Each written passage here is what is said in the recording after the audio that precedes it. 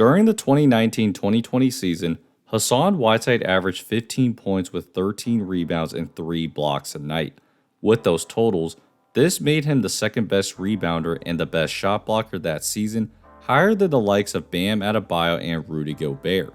Yet, those two centers made the All-Star team, and Rudy Gobert won the Defensive Player of the Year. And for Whiteside, he didn't win any awards and had to sign for just a minimum contract that next season. So, what happened? What did coaches exactly see that the box score doesn't show? This is the story of the NBA player who only cared about stats. And I got great teammates and just come out and just try to get a win every night. I'm just trying to really get my NBA 2K rating up. Hassan Whiteside has always been really good at two things on paper: racking up rebounds and blocks. He really made his name known in Miami in the 2016 season when he would be flirting with triple doubles with his insane rebound and block stat line. That earned him his big contract, as Miami re-signed him for 4 years and $98 million in the process. However, just a few years later, Bam Adebayo had emerged as a young and great center, which gave Miami enough confidence to unload Whiteside. So in the 2019 season, Whiteside was traded to the Portland Trail Blazers, a team that really needed a rim protector.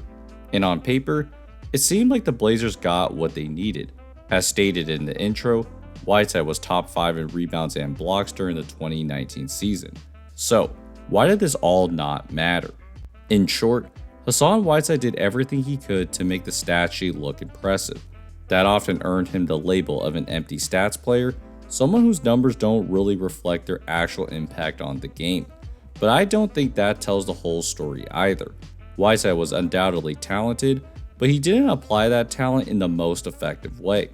Rather than focusing on becoming a truly impactful defender, he primarily focused on racking up blocks and rebounds. The result then was flashy numbers, but not always winning basketball, and that's a big reason why teams didn't value him as highly as his stats might suggest. The first thing that jumps out is his motor or lack thereof, especially on the defensive end. He moves really slowly even for a big man, and even worse, doesn't feel the need to pursue other guys. This really jumps out on the fast break, where he's typically the last guy to sprint back. It relies on his teammates to try and stop them. This one's the most evident, where Dame loses the ball, and Whiteside's just standing there, so Simons has to hustle back against a 3-on-1 and comes through with an amazing chase down block. For a team like Portland, who plays Dame and CJ as their guards and Carmelo Anthony as one of their wings, they desperately needed someone like Whiteside who could clean up a lot of their mistakes on the defensive end. And on paper, it would make sense to have someone that's 7 feet tall to help protect the paint. Except with Whiteside, unless he's right in the paint, he's not active enough to get in the right position. He's often stiff and sedentary, so it's hard for him to respond to multiple actions. When offenses stretch him out, he's very reluctant to try and move away from the paint to deter those shots. What this means then is that Portland's perimeter players are left on an island as they try to stop their matchup, and as a result, a lot of teams can get whatever they want, even when Whiteside's in the game. This is most obvious in two areas. The first is the pick and roll. Because Whiteside's not really mobile, he tends to be in a really deep drop. When he's doing that, it forces the Blazers' perimeter players to really fight through the screen to get a decent enough contest on a shot. But once you play against really good guards like Chris Paul, who can really manipulate the pick and roll, there's too many ways to get a good shot. Now, Chris Paul dominates against most bigs, but Whiteside doesn't do anything to help his teammates in those situations. Same thing against someone like Luka Doncic. Because Whiteside's in a huge drop, Luka just needs to shed his own matchup, and all of a sudden, he has wide open 3 after 3. So to prevent that, another guy has to come help, but that leads to an easy pass for an open shot. The problem is that Whiteside typically just reacts to what the offensive player is doing. A pick and roll is naturally hard to defend because the center needs to essentially defend 2 players at once. But there's things that a center can do to neutralize that advantage. The first thing a center can do is get big. By spreading your arms out wide, certain passing lanes look a lot tighter, and gives the ball handler something to think about. The second thing is to jab. When a center jabs, that gives the ball handler the impression that they should pass it, but because the center is jabbing, they're really looking to get back to their man and can respond to the pass in time. But with Whiteside, instead of learning how to guard the pick and roll, he tries to tie him up when he thinks the guard's going up to block their shot. The issue with that is that he will jump a lot, which guards can use to manipulate him on drives. For example, Curry runs pick and roll and finds Tim Hardaway, who drives, and because his eyes are looking at the basket, Whiteside thinks to jump, which allows Powell to get an easy dunk. By jumping, it creates easy dump-off passes to teammates and easy lanes to the rim. This in particular has helped him develop that reputation as a block hunter instead of a defensive stopper.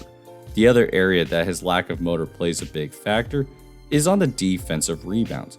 Yes, he averages 13 rebounds a game because he's tall, but he doesn't do a good job finding guys to box out, so a lot of centers can sneak in for offensive rebounds.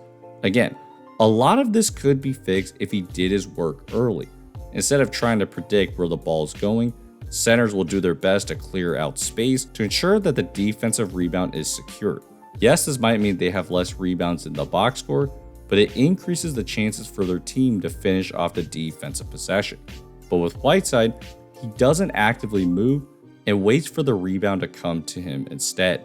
What you'll notice is that he's very flat-footed because he's relying on his length and wingspan to grab the ball.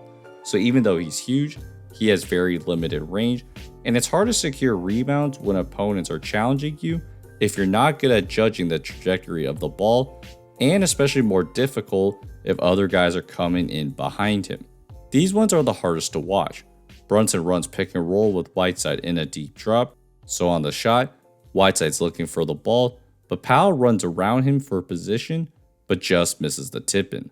If you noticed, these poor habits don't really hurt his individual stats, but when you look at the team stats, there's two important ones that I believe reflect very poorly based on his mindset.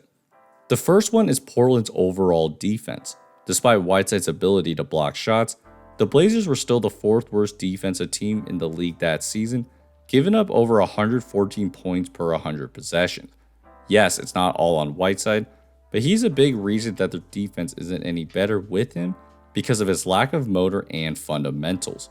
The second stat is Portland's defensive rebounding rate.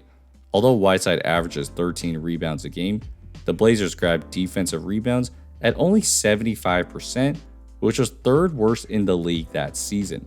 To put that in perspective, that's worse than the Houston Rockets, who played PJ Tucker at the 5 for half of the season. Because of these team stats, it does seem like Whiteside wasn't as good as his stats had shown. And I do agree with that, but I also don't think his blocks were meaningless in that way. The reality is that Whiteside is naturally a good shot blocker.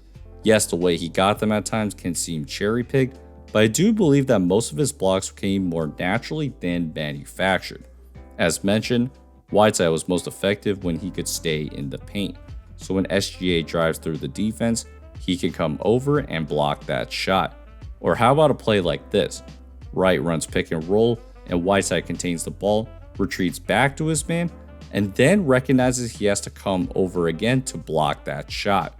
Or this one where Luka runs pick and roll, Whiteside contains the ball and man, so Luka goes up, and Whiteside times it perfectly to block that shot again.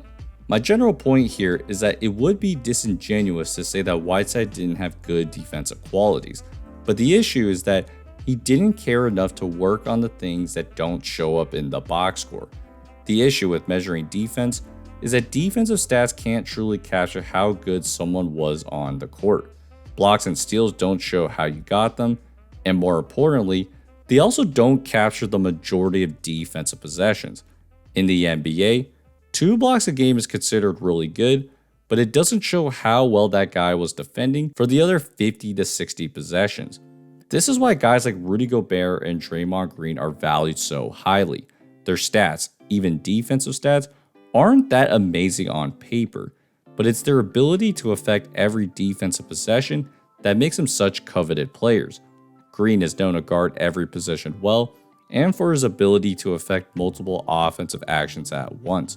Gobert is the same way as a 7-footer, as he by himself made the Jazz a top 10 defense despite having terrible defenders around him. Now, could Whiteside be as effective of a defender as those two? The answer is most likely no.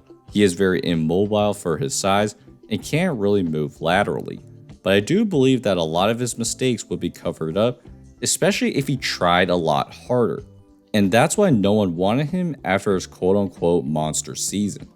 In an era where switching and lateral quickness is a necessity, the last straw for a lot of teams is if you don't care enough to be at least a passable defender. And as a result, this 2019-2020 season ended up being Hassan Whiteside's exit from the NBA. So, hope you guys enjoyed this video. If so, please like and subscribe. Appreciate your guys' support, and I'll see you guys next time. Peace.